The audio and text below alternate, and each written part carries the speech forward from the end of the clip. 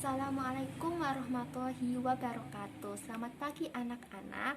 Pada pagi hari ini kita bertemu lagi dalam mata pelajaran produk kreatif dan kewirausahaan. Sebelum pembelajaran dimulai, marilah kita berdoa terlebih dahulu. Berdoa dipersilahkan. Selesai. Nah, Ibu akan mengajak kehadiran anak-anak sebelum pembelajaran dimulai. Terima kasih ya.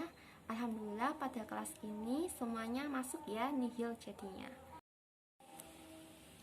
Sebelum ke materi, Ibu akan memberikan kalimat sebagai motivasi pada pagi hari ini, yaitu sukses adalah jumlah dari upaya kecil yang diulangi dari hari ke hari.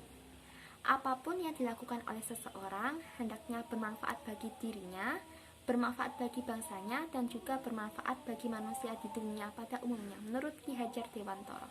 Nah, dari kata motivasi pada pagi hari ini kita bisa belajar bahwa apa yang akan kita dapat nantinya merupakan hasil dari usaha kita saat ini, dan apapun yang kita lakukan harus bermanfaat bagi diri kita sendiri dan juga bermanfaat bagi orang lain pada umumnya.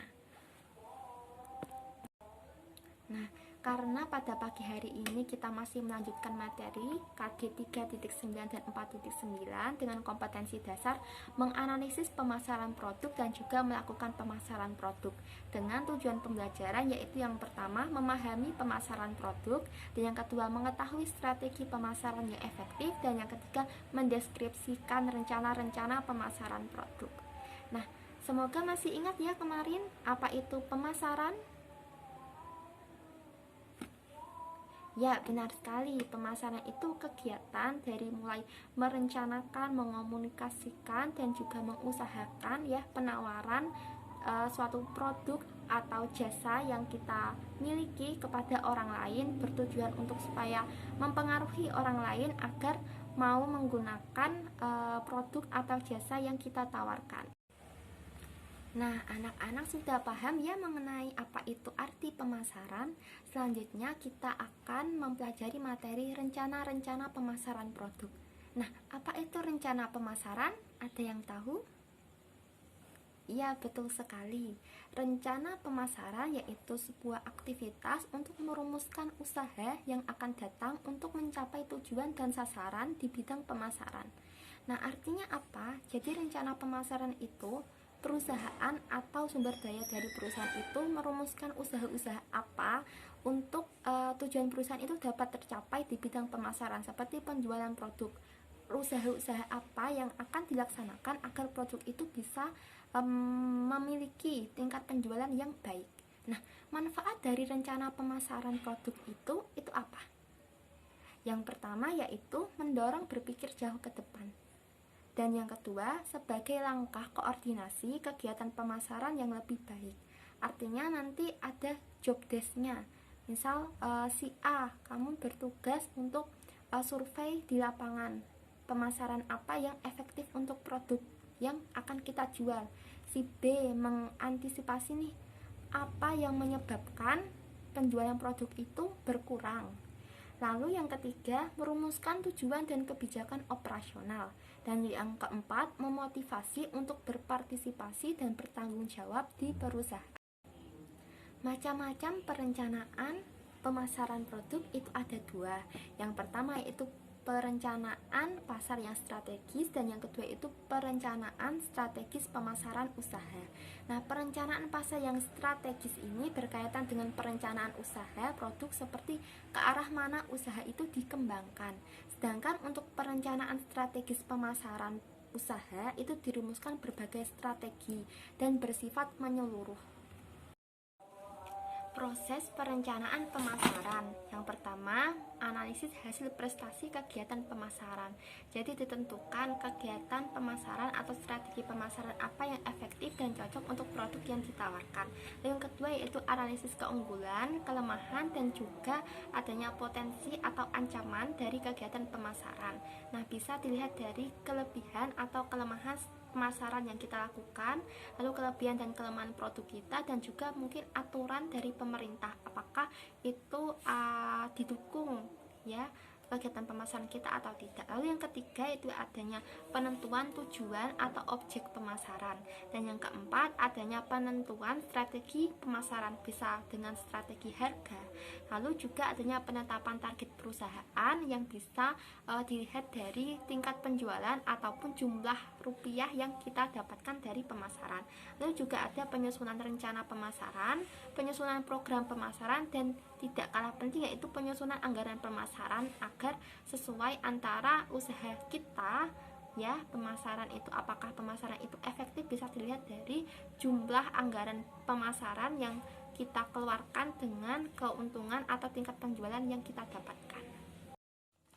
Nah, selanjutnya yaitu strategi pemasaran yang terdiri dari beberapa tahapan atau siklus yang terdiri dari strategi pemasaran tahap perencanaan, tahap pertumbuhan, tahap kedewasaan, dan juga tahap penurunan.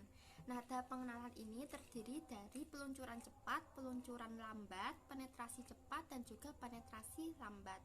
Nah, tahap pengenalan ini tuh tahapan dari awal produk masuk ke dalam pasar.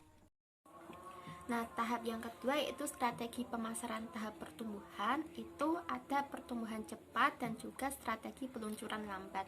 Nah, pertumbuhan cepat ini artinya penjualan itu produk tuh sangat tinggi.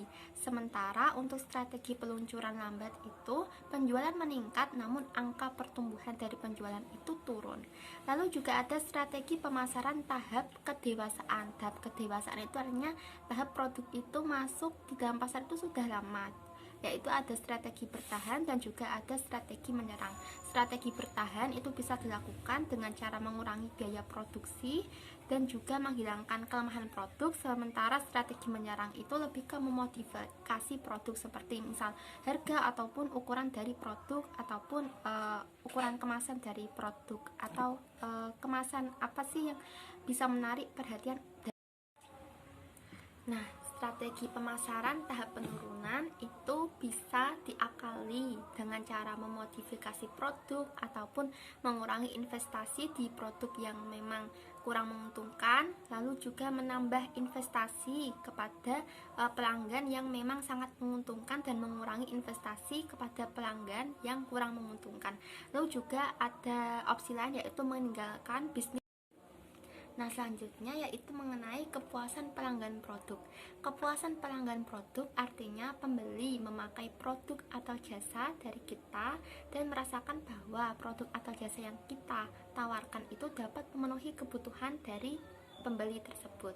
Lalu faktor kepuasan pelanggan produk itu terdiri dari keistimewaan tambahan dari produk itu ataupun kesesuaian dari spesifikasi, daya tahan, service ability seperti pelayanan dari si tim pemasaran ini, estetika dari barang, atau kualitas yang ditawarkan dari barang atau jasa yang dipakai. Selanjutnya yaitu ada metode untuk mengukur kepuasan pelanggan. Yang pertama yaitu sistem keluhan dan saran. Jadi kita bisa mengetahui keluhan atau saran dari pelanggan mengenai produk atau jasa yang kita tawarkan, bisa melalui testimoni ataupun call center. Lalu yang kedua yaitu adanya ghost shopping, dan yang ketiga lost customer analysis. Jadi kita menanyakan kepada pelanggan ya kenapa pelanggan tersebut memilih untuk membeli produk pesaing dan meninggalkan produk yang kita tawarkan. Lalu yang keempat adanya survei kepuasan pelanggan. Nah, pengukuran kepuasan pelanggan ini itu sangat penting ya, jadi jangan sampai diremehkan karena ini sebagai langkah jangka panjang perusahaan untuk mencapai tujuan dan sasaran perusahaan. Nah, materi mengenai rencana pemasaran produk sudah Ibu jelaskan. Nah, dari anak-anak apakah ada yang ingin ditanyakan? Baik, karena sudah tidak ada yang ditanyakan atau memang belum ada yang ditanyakan, maka pembelajaran pada pagi hari ini kita tutup ya. Nah, terima kasih kepada anak-anak yang sudah mau menyimak pembelajaran pada pagi hari ini. Semoga pembelajaran pada pagi hari ini bisa bermanfaat bagi kita semua. Nah, untuk pertanyaan atau diskusi bisa dilanjutkan di WhatsApp group. Terima kasih. Wassalamualaikum warahmatullahi wabarakatuh.